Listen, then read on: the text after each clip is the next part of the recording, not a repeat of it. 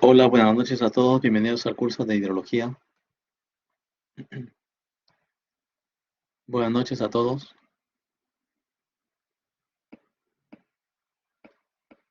Buenas noches. Veo que están muy puntuales en la hora de clase. Muchas gracias. Buenas noches.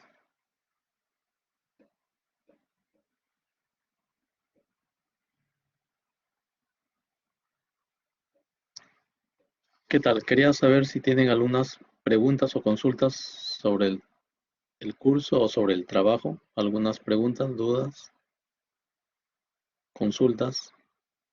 Antes de empezar la clase, quería saber si tienen algo que comentar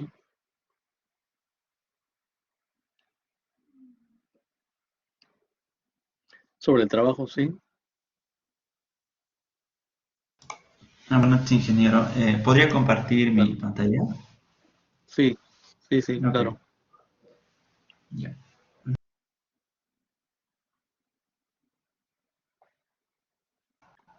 No tengo el acceso. Ah, perdón, un momentito. Sí, disculpa.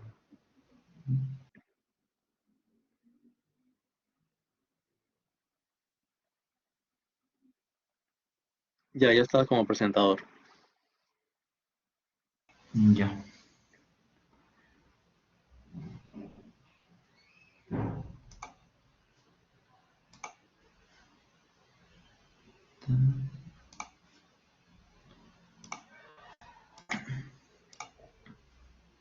Mm, Se ve mi pantalla, ¿no?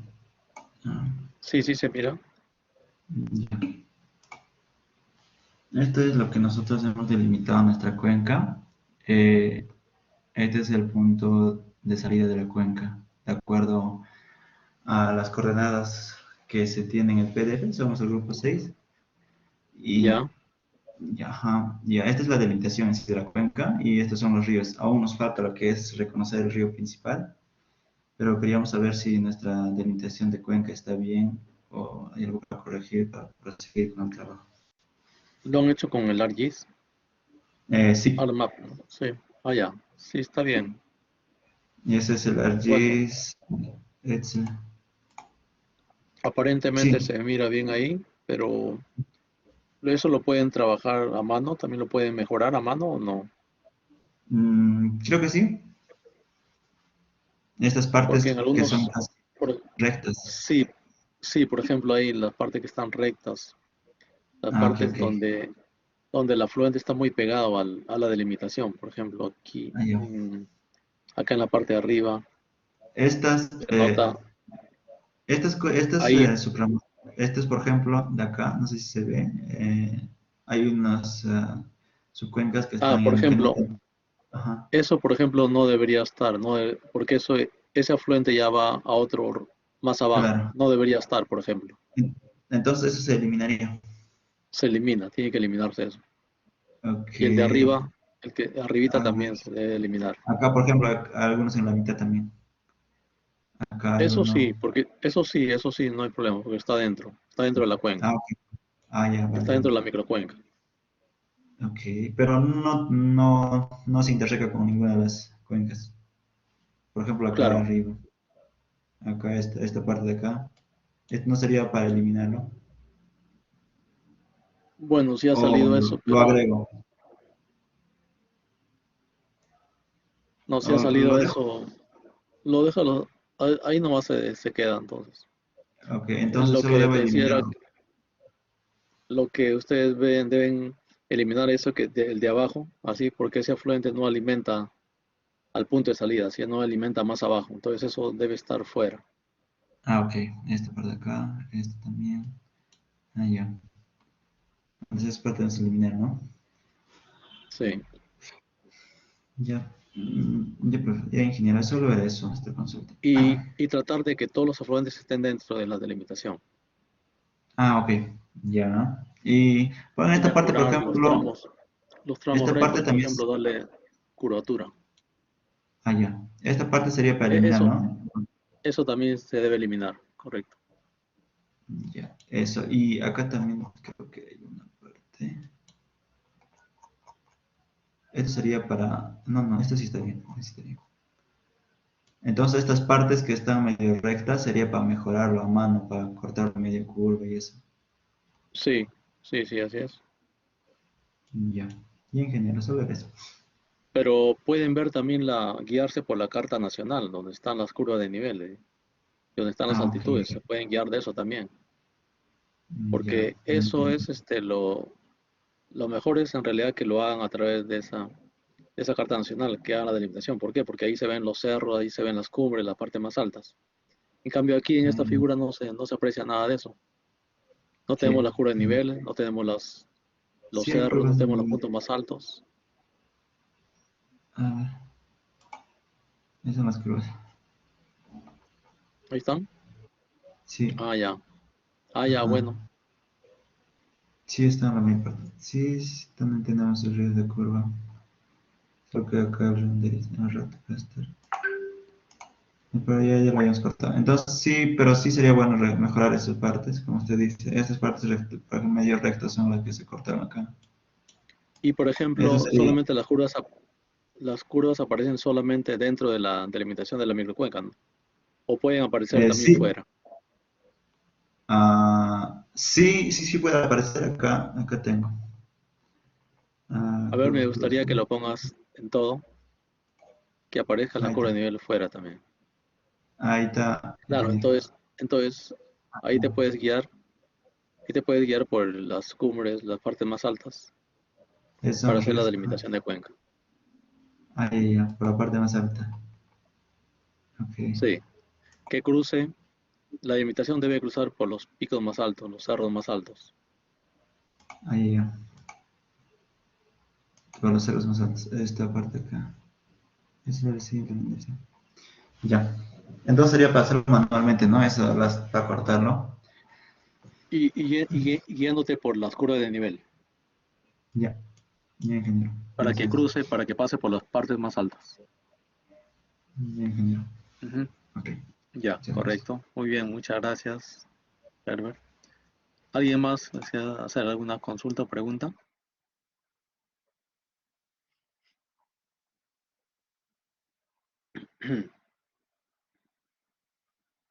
Ya, bueno, si no hay más preguntas, pues vamos a dar inicio a la clase el día de hoy. Gloria Stephanie, hacia adelante. Yo, profesor, ¿puedo proyectar? Ah, Le da calidad de moderadora a mi compañero Diego Bardales. ya. Ya está como presentador Diego Bardales.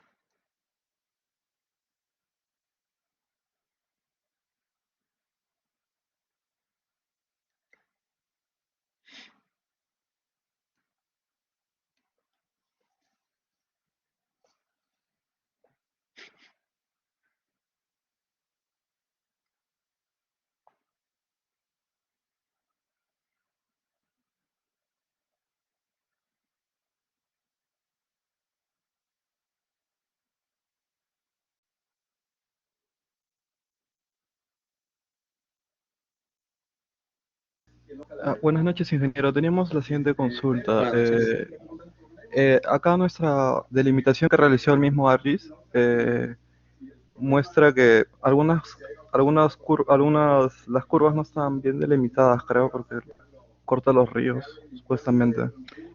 Claro, sí he visto que está cortando los ríos y eso no debe ocurrir.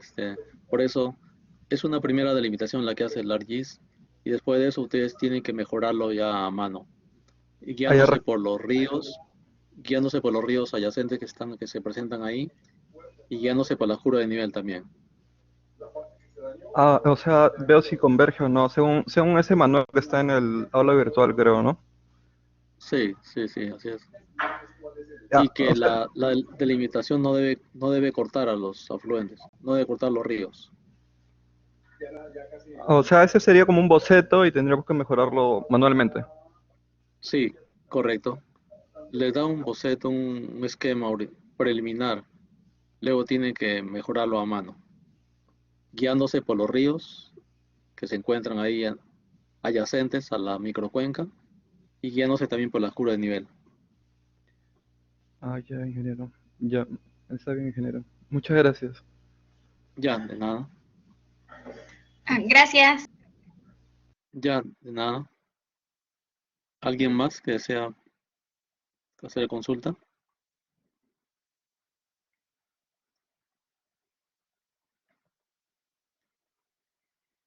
Y entonces vamos a dar inicio a la clase el día de hoy.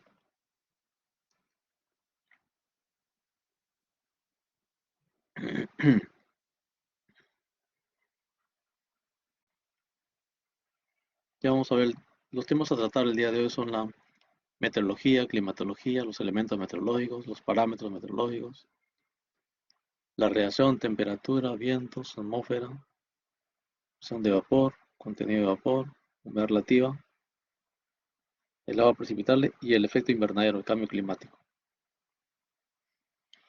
Ahí vemos una caseta meteorológica clásica que tiene su caseta de termómetro de temperaturas, tiene su tanque de evaporación, tiene sus pluviómetros. El tanque de evaporación grafica registra las pérdidas por evaporación, ¿no? Y acá el pluviómetro registra la lluvia en milímetros. La meteorología, que es una disciplina que se ocupa el estudio de los fenómenos atmosféricos, de las propiedades de la atmósfera. ¿Cuáles son los fenómenos atmosféricos? El viento, las nubes, las precipitaciones de todas formas como lluvia, granizo, nevada, y los fenómenos eléctricos. Los vientos son los desencadenantes de la mayoría de los fenómenos atmosféricos. La meteorología dice se debe fundamentalmente a variaciones de la temperatura y densidad del aire de unos lugares a otros. Y por otro lado, ¿qué es la climatología? Uno es la meteorología, otro es el tema de la climatología. Dice, es la ciencia que estudia la gradificación y oscilación y distribución de los climas sobre la superficie terrestre. La climatología se ocupa de estudiar los fenómenos en los tiempos más prolongados y la meteorología la que las aborda cuando se trata de un corto plazo. Es decir, para estudios largos, por ejemplo, si se quiere reconstruir un clima antiguo, por ejemplo, de 500 años atrás, tenemos que utilizar la climatología, ¿no? Porque ocupa de estudiar los fenómenos en los tiempos más prolongados.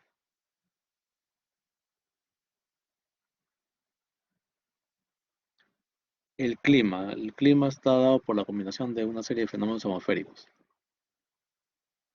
Todos ya saben, climatología se encarga de hacer estudios en tiempos más prolongados, a mayor plazo, a largo plazo, mientras que la meteorología es solamente en un corto plazo.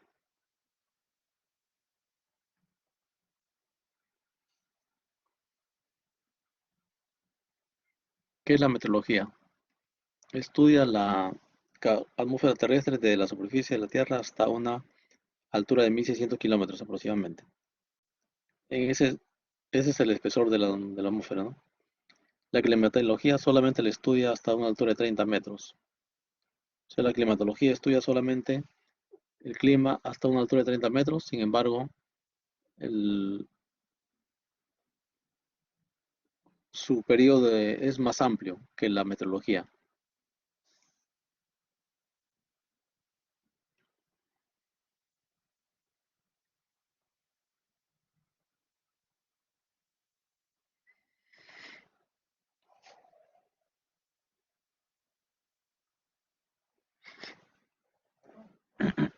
¿A qué se denomina un tiempo atmosférico? Y es el estado momentáneo del conjunto de fenómenos meteorológicos que se dan en un determinado lugar.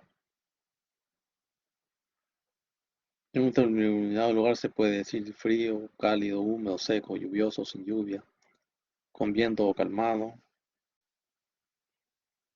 Los elementos meteorológicos son radiación solar, temperatura, presión atmosférica, viento, humedad, nubosidad, precipitación. Todos estos elementos meteorológicos se Generalmente se registran en estaciones meteorológicas que son completas. No todas las estaciones tienen toda la información de meteorología, pero hay estaciones que sí, que tienen registros y ahora se utilizan las estaciones ya no clásicas, sino las estaciones automáticas. El tiempo atmosférico y la hidrología. Bueno, la, hidro- la, la meteorología es, es una parte del estudio hidrológico. Eh, el curso que, que estamos aprendiendo se llama hidrología, pero dentro de la hidrología se ve lo que es la meteorología, porque la meteorología forma parte de la hidrología, está unida a la hidrología. ¿Por qué está unido? Porque tenemos todos los fenómenos atmosféricos y tenemos el dato de la precipitación. Y la precipitación es la parte fundamental de la meteorología, porque la precipitación está unida al escurrimiento. La precipitación es la que da origen al escurrimiento. Claro, la precipitación efectiva, como hemos visto. La efectiva es que alimenta el río. En cambio, otra parte de la precipitación se pierde en el subsuelo, ¿no? Alimenta el agua subterránea. Es decir, todo estudio hidrológico debe tener un capítulo que hable de la meteorología. Con la meteorología se va a conocer cómo es cómo son las variables climatológicas en esa cuenca.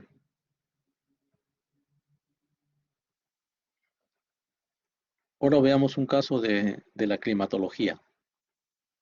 La climatología, hemos dicho, estudia el comportamiento del clima, pero en un periodo más amplio, ¿no? A largo plazo. Por ejemplo, acá tenemos el nevado Quelcaya, que está, así se veía hace muchos años atrás, ¿no? Que está entre Puno y Cusco, y ahora se está derritiendo. Este nevado es famoso porque hay un climatólogo norteamericano que ha investigado la, el clima antiguo, del año 1500 hasta el año 1984, en base a las perforaciones que hizo en el Nevado Quelcaya. Ustedes ven este Nevado Quelcaya que tiene capas. Cada capa representa un periodo, puede ser un año, un periodo. Entonces, eso aprovechó el científico norteamericano para perforar, y al perforar extrajo las muestras del hielo con sus capas correspondientes.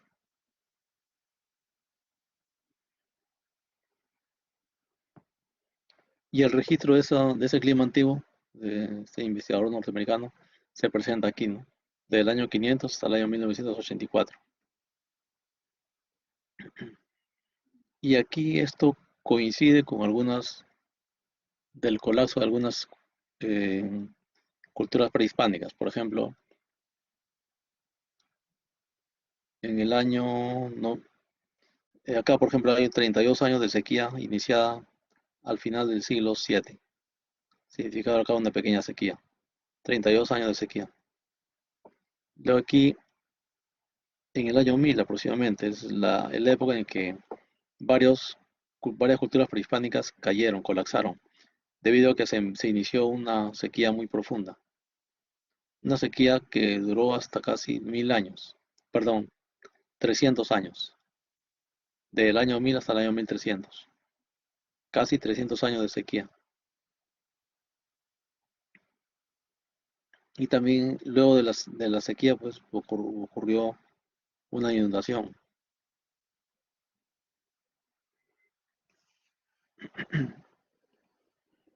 Y esa inundación está relacionada con una cultura prehispánica, la cultura chiribaya, que colapsó aproximadamente en el año 1300. Soportaron una sequía, pero colapsó con una gran inundación. La conquista en el año 1532, ¿no?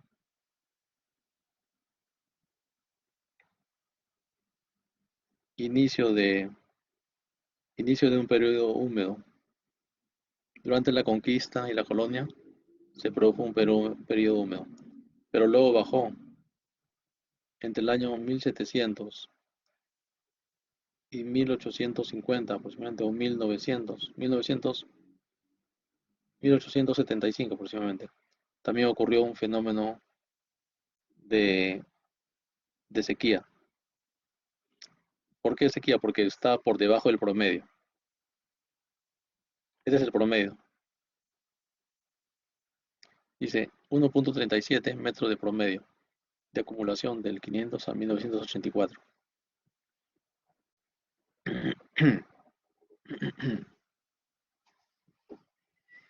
Ahora veamos las estaciones meteorológicas.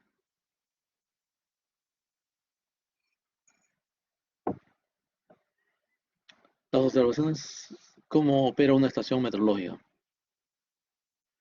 Según su finalidad, puede ser una estación sinóptica, que, que su clasificación puede ser climatológica, agrícola, especiales, aeronáuticas, satelitales. De acuerdo a la magnitud de las observaciones, puede ser principales, ordinarias, auxiliares. Por el nivel de observación, puede ser superficie, altitud. Según el lugar de observación, puede ser terrestre, aérea y marítima. Ven ahí ustedes en la imagen la cantidad de estaciones que existen en la región de Lima. Hay diversos tipos de estaciones. Hay meteorológicas, hay hidrométricas. Las azules son hidrométricas, ¿no? Las rojas son meteorológicas.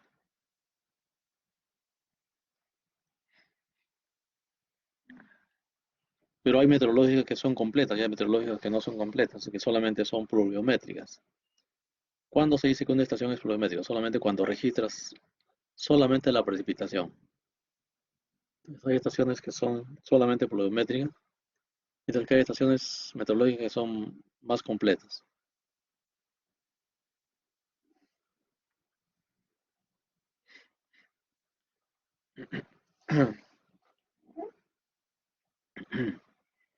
Por ejemplo, ahí sí tiene el registro de una estación, se tiene el nombre de la estación, el tipo, la latitud, longitud, departamento, provincia, distrito.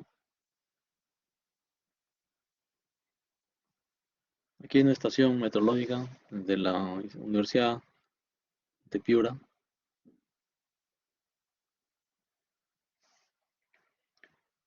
Estas estaciones son automáticas. ¿Qué parámetros registran? Temperatura, humedad, presión, humedad humedad, presión atmosférica, radiación solar, lluvia, velocidad y dirección del viento.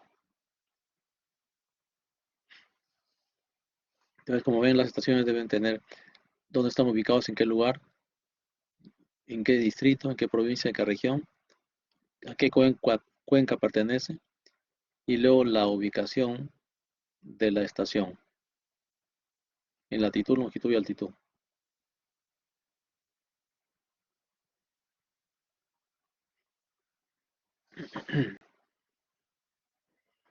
Caseta o abrigo meteorológico, se llama así a una caseta que, que es de madera y que está pintado de blanco, en la cual se guardan los termómetros para evitar que sean dañados por el, por el sol, principalmente por el sol, porque tiene una caseta abrigadora. Hay satélites privados que se encargan de registrar, registrar los parámetros meteorológicos, ¿no? Pero esto se consigue mediante estos satélites que son vuelos privados. Esos vuelos privados tienen un costo.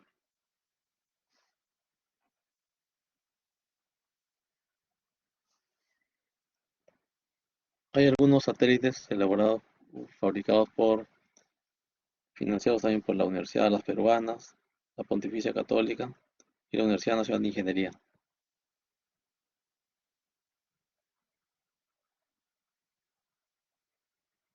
Acá tenemos un fenómeno, la radiación.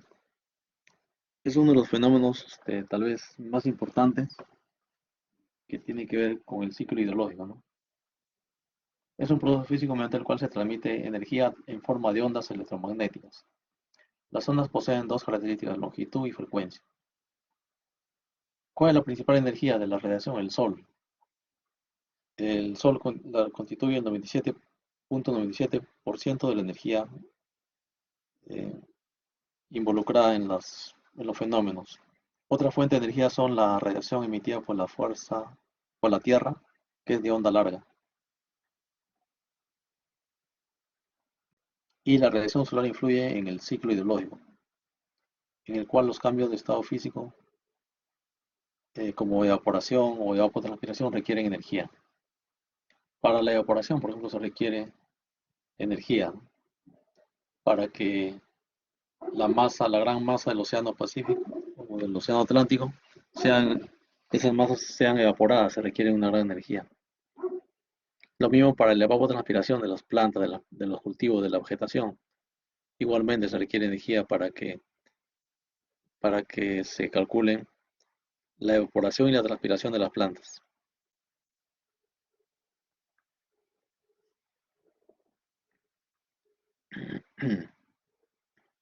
Y tenemos la radiación solar, la radiación terrestre y la constante solar. La radiación solar dijimos que representa el 99.97 de toda la radiación, y la radiación terrestre, que es la onda larga, solamente con un pequeño porcentaje, ¿no?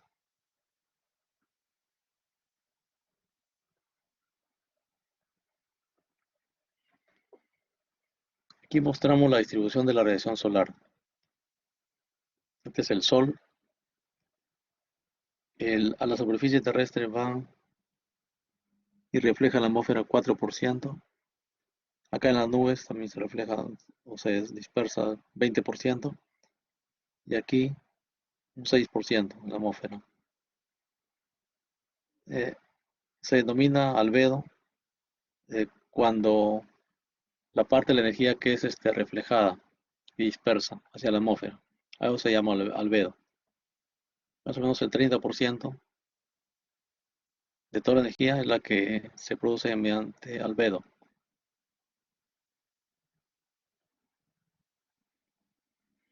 Luego tenemos que el 19% es absorbido por las nubes y la atmósfera y el 51% es absorbido por la superficie. Esto representa el 70% y esto el 30%. El albedo representa el 30% de la energía reflejada. Instrumentos para medir la radiación. Tenemos el piranómetro y el pirielómetro metrógrafo. Instrumento para medir y graficar la radiación solar en calorías sobre centímetro cuadrado y sobre milímetro. La radiación solar incidente. La radiación solar incidente es aquella radiación solar que llega directamente a la superficie. No reflejada ni dispersa, se calcula así.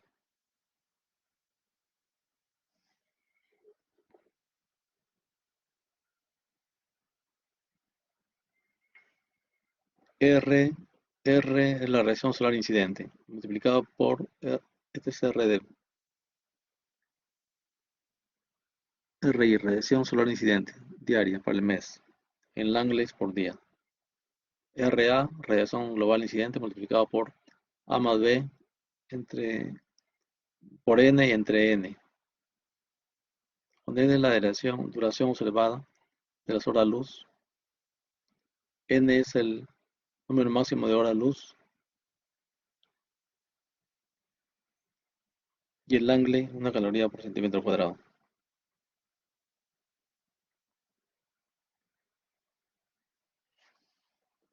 Acá tenemos dependiendo de la superficie, se produce el albedo, ¿no? Por ejemplo, la superficie fresca tiene un albedo entre 0.8 a 0.90. Nave antiguo en fusión, 0.40 al 0.80. Desierto de arena, 0.40. grados, 0.25.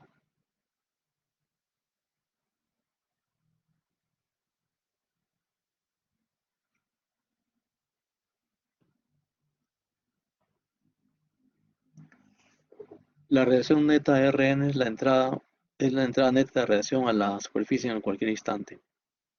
Es decir, la diferencia entre la radiación absorbida, que es R1 menos alfa, donde Ri es la radiación incidente, y la emitida Re.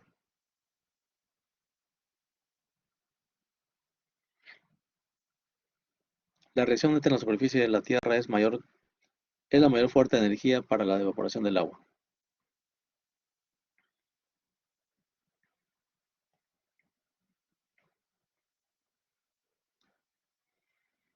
La emisión de radiación está dada por la ley de Stefan Boltzmann,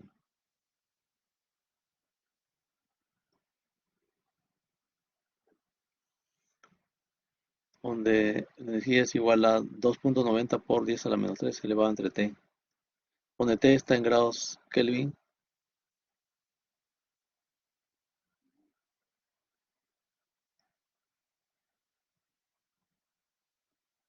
Como una consecuencia de la ley de Wilhelm, la radiación emitida por el Sol tiene una longitud de onda más corta que la emitida por la Tierra, que es más fría. O sea, la longitud de onda de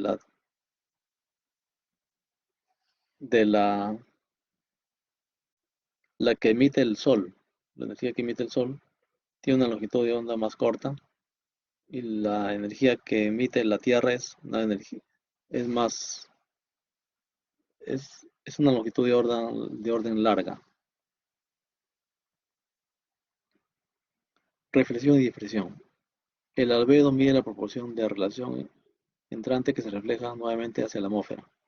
El albedo varía dependiendo de la longitud de onda de la radiación y de su ángulo de incidencia, pero suele adoptarse un valor típico único según la clase de superficie.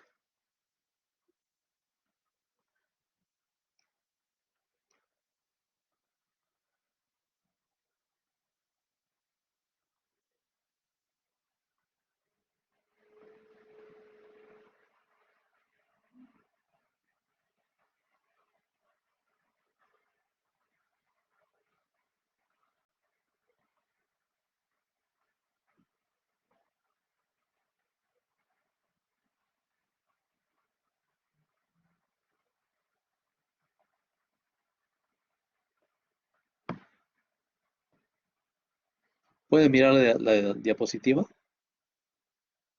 Ahí ahora ya se mira. Veamos el efecto invernadero. Como sabemos que la, los gases de efecto invernadero impiden que el calor salga. O sea, todos los gases que se emiten en la atmósfera no pueden salir. Y de esta manera la temperatura del planeta se está calentando.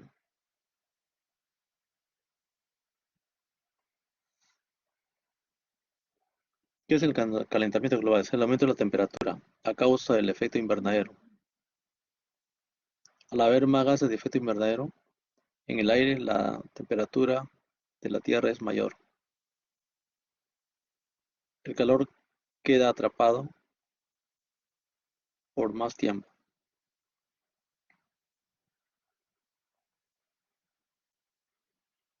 La radiación neta en la superficie de la Tierra.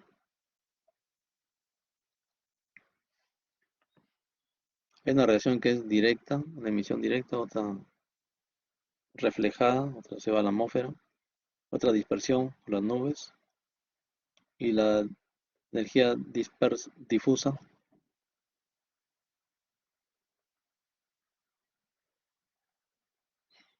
Radiación solar en esta media anual de la superficie. La radiación solar.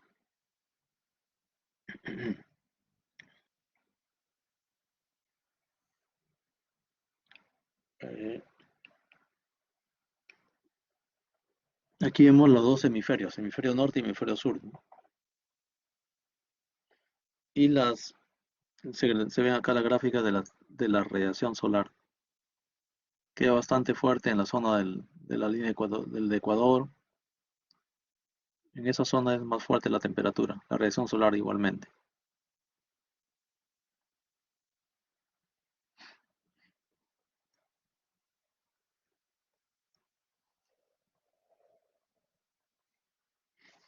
Distribución de la radiación solar. La radiación solar entrante es el 100%. Esta es la radiación de onda corta, que es la radiación solar. Se va a la atmósfera 16%, absorbida por vapor de agua 3%, o dispersada por el aire 6%, reflejada por las nubes 20%, reflejada por la superficie 4%. Luego tenemos la onda larga, la radiación emitida por la Tierra.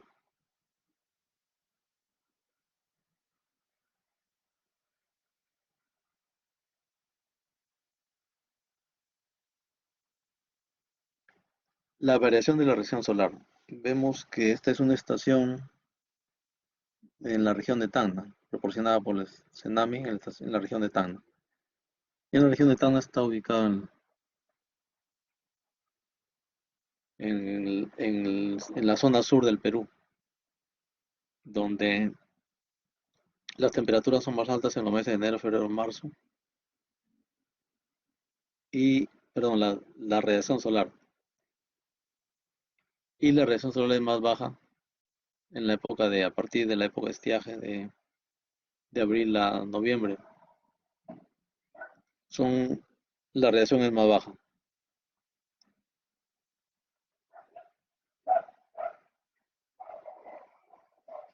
En cuanto al cálculo de la evapotranspiración, en la clase pasada vimos cómo calcular la evapotranspiración en función a la temperatura, ¿no? Ahora acá hay otra fórmula del método de Thur que calcula la precipitación en base a la información sobre la radiación solar, que es esta fórmula,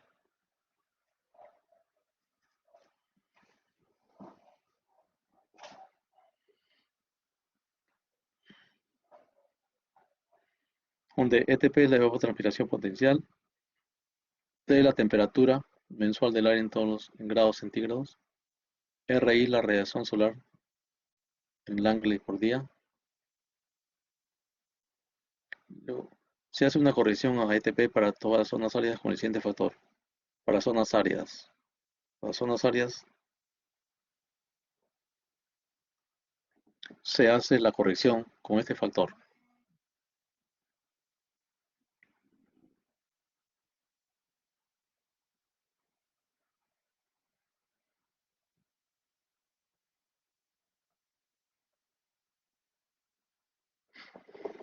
Ahora vemos el tanque vaporímetro. El tanque vaporímetro, como vimos en la diapositiva al inicio de clases, vimos que había una estación clásica meteorológica que tiene un tanque de evaporación. El tanque de evaporación se llena generalmente al inicio en el día y se registra luego a las 24 horas cuánto es lo que pierde, qué lámina pierde, qué lámina baja. Esa lámina que baja, ese es el valor de los milímetros de la evaporación en un día.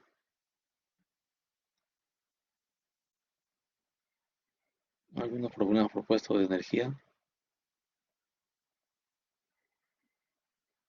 Calentamiento del planeta, temperatura del aire. ¿Cuáles son los factores que influyen en la temperatura? La influencia de tierras y mares. Influencia en la altitud, nubosidad, estaciones del año. Variación estacional de la temperatura. Vemos en en el hemisferio norte, en la época de julio, están ahí en verano. En el hemisferio sur estamos en invierno. Pero en el mes de enero, la, el hemisferio norte está en invierno y el hemisferio sur está en verano. O sea, en verano las temperaturas son más altas, en enero, ¿no?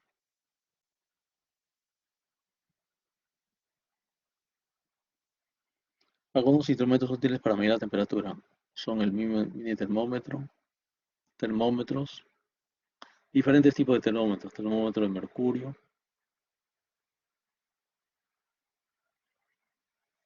termómetro de lámina metálica, de gas, termisteto, instrumentos para medir la temperatura,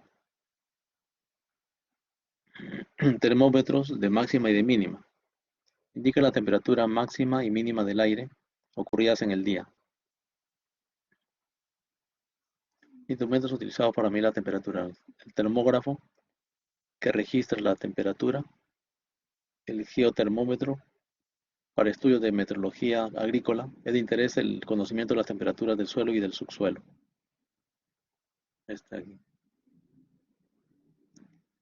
Gradiente vertical de la temperatura. El gradiente vertical indica que por cada,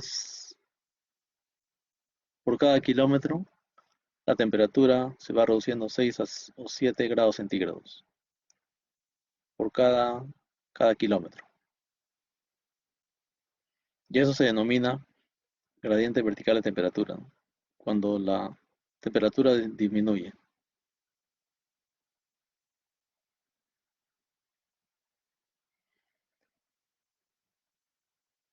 Pero a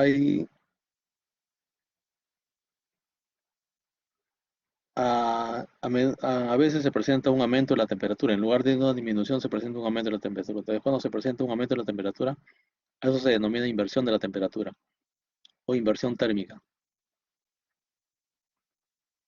Por ejemplo, hay esta variación decreciente de la temperatura en función de la altitud se llama gradiente térmico vertical.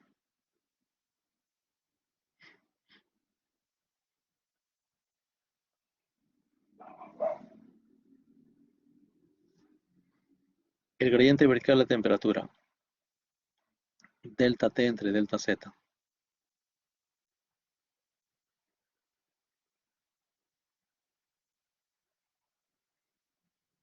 El gradiente vertical de temperatura significa diferencial de altura con respecto a Z es igual a menos 5 grados centígrados cada kilómetro.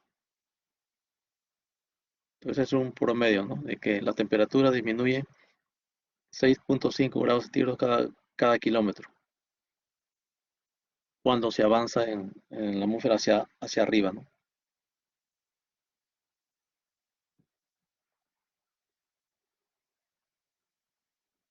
El gradiente adiabático seco.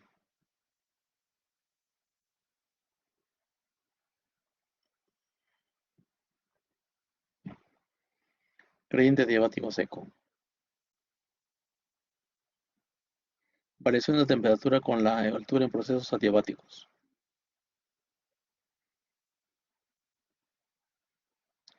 Temperaturas medias mensuales de 1959 hasta el año 2009.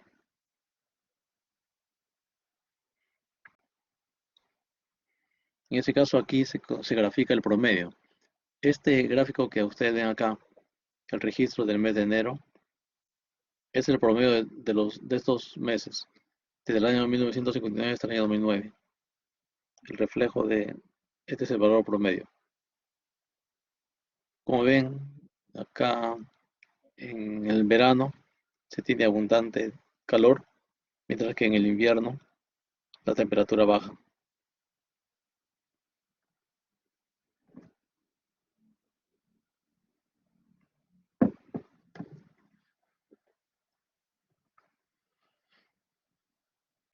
Acá tenemos diversas temperaturas. Por ejemplo, tenemos la temperatura, esta mínima con valor extremo normal, es el verde. La temperatura normal es esta de verde. Luego tenemos condición fenómeno del niño, es esta roja. Ven que en todos los meses del año los valores son más altos en cuanto a temperatura. Y en cuanto a cuando la temperatura baja, tenemos el fenómeno, la niña, que es el inverso del fenómeno del niño.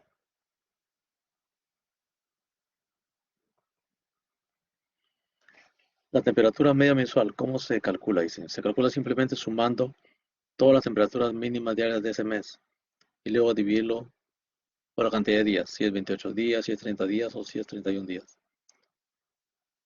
Si lo calculamos para enero, sumamos las temperaturas mínimas de los 31 días de enero y luego dividimos entre 31.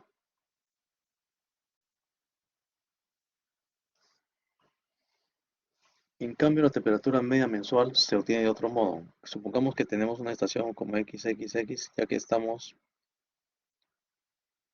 que mide las 24 horas del día. En este caso se suman todos los datos horarios del 31 día de enero, se multiplica por 31, por 24 horas que tiene un día, ¿no? Y luego se divide por 24, por 31, 744. Por tal motivo, y recalculando así, temperatura media mensual no tiene por qué coincidir con el promedio entre la mínima y la media y la máxima media.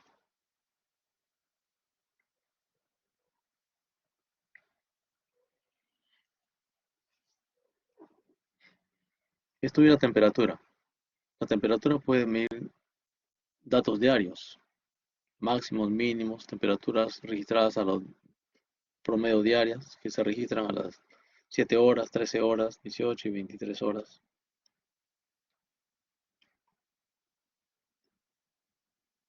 Máximos y mínimos, temperatura, media diaria. ¿Cuáles son los datos mensuales? Máximo y mínimo absolutas, máximo y mínimo medianas, media mensual. Número de días T superior o inferior. Y también la temperatura puede tener, entonces la temperatura puede medir datos diarios, puede medir datos mensuales y también puede medir datos anuales.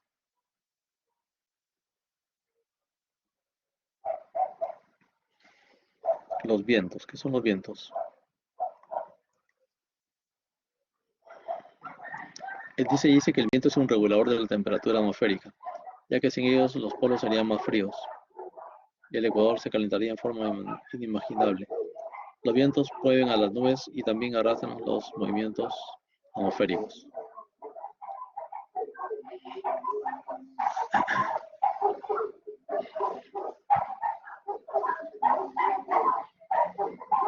Los procesos de evaporación y evapotranspiración, el viento lleva calor y vapor hacia la superficie evaporante.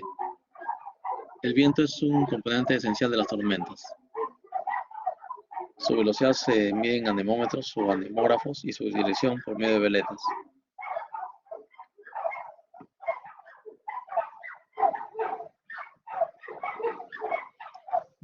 Los vientos pueden ser irregulares, como los huracanes o ciclones.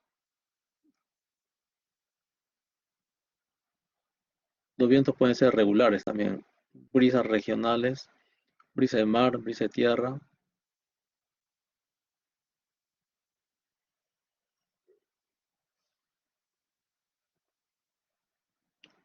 Instrumentos para medir la velocidad del viento, el anemógrafo y el anemómetro.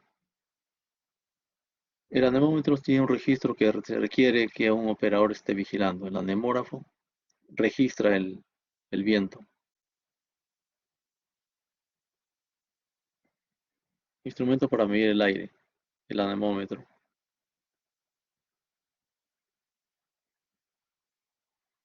El anemómetro.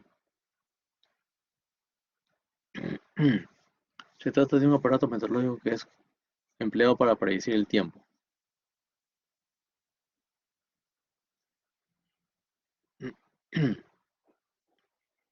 Para instalar estaciones de medición de viento se recomienda que esté por lo menos alejado unos 10 metros de una zona, en este caso de árboles, si hubieran árboles en la zona. Y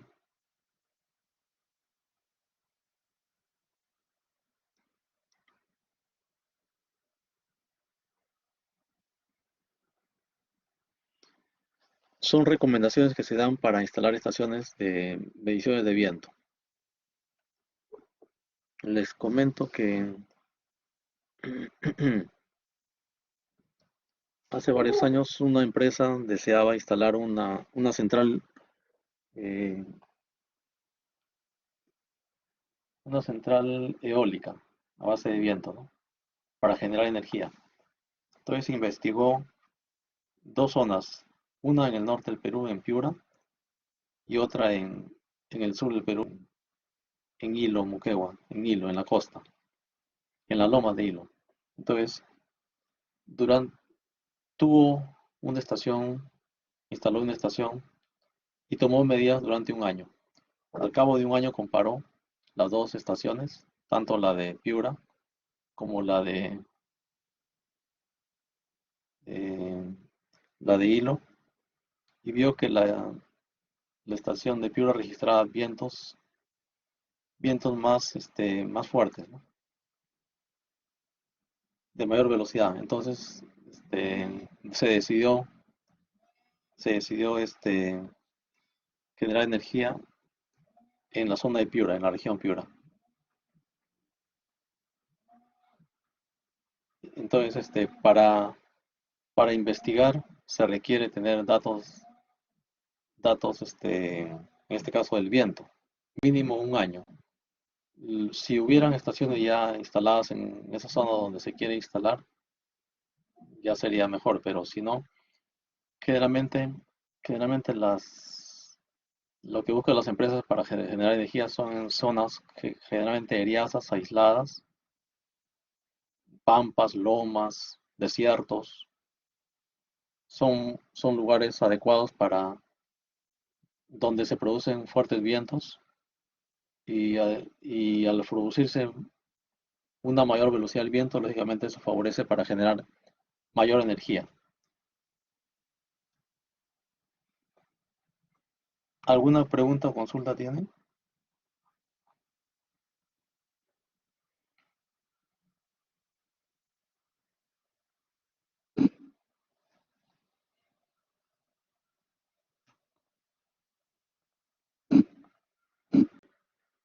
¿Ninguna? Todo claro, profesor. Ya, correcto. Bueno, ¿alguna otra pregunta? Ah, me pregunta Gilberto. ¿La temperatura media es la suma de las temperaturas?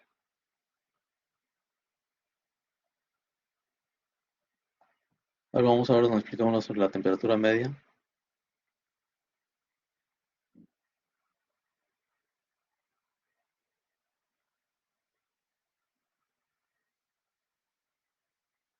Ya, la temperatura media. La temperatura media mensual se obtiene de otro modo. Dice, supongamos una estación como XXX que mide las 24 horas del día. En este caso se suman todos los datos horarios de los 31 días de enero. Es decir, se suman, se suman todos los datos y se divide entre el total de, acá sería 24 horas por 31 días, ¿no? Se divide entre 31 días. ¿Cuántas horas tiene el mes de enero? ¿Cuántas horas tiene el mes de enero? O sea, tiene 31 días por 24 horas. Entonces, son 744 horas que tiene el mes de enero. Y se suman todos los datos horarios de los 31 días de enero. Se suman todos los valores de hora por hora. Cada hora se registran datos de temperatura. O sea, al día se registran 24 datos, ¿no? Al día. Y por 31 días del mes se van a registrar 744 datos. Se suman entonces todos esos 744 datos, cada uno, y todo se divide entre 744. Y eso nos da el valor promedio de la temperatura.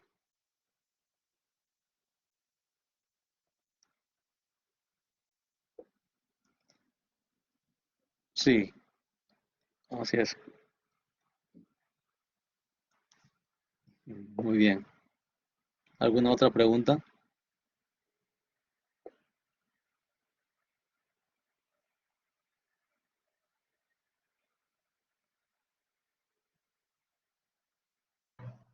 Profesor, ¿podría pasar la PPT, por favor? Porque las que están en Blackboard son del Ya, 2019. ya, ya está bien. Ya, yo le paso, Gracias, profe. yo lo paso ahorita. Ya, de nada.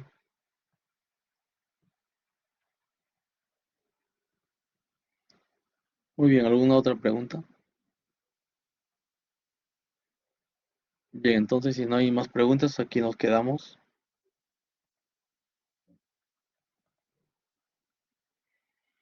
En el trabajo solo se presenta, me pregunta Herbert,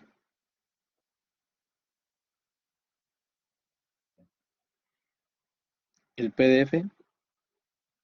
En el trabajo se refiere al avance del trabajo uno, o sea, al trabajo al TV1.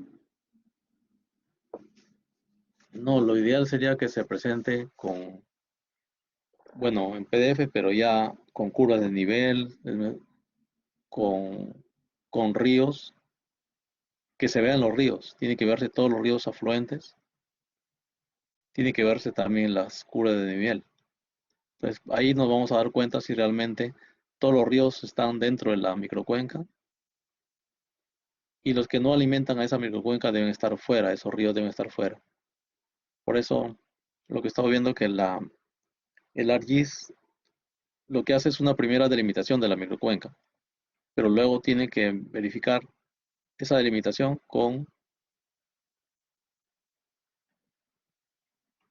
eh, tomando en cuenta los ríos y tomando en cuenta la topografía, las curvas de nivel y los puntos más altos,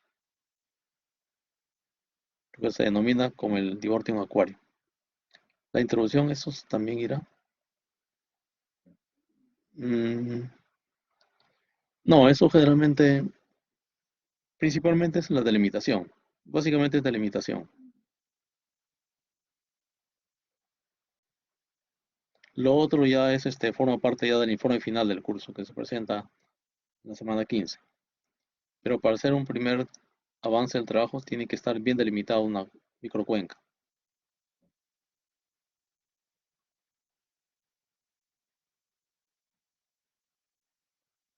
¿Alguna otra pregunta? Bien, entonces si no hay más preguntas, aquí nos quedamos. Muy bien, y nos estamos viendo la próxima semana. O perdón, la próxima clase. Nos vemos en la próxima clase. Sí, muchas gracias a todos. Muy buenas noches.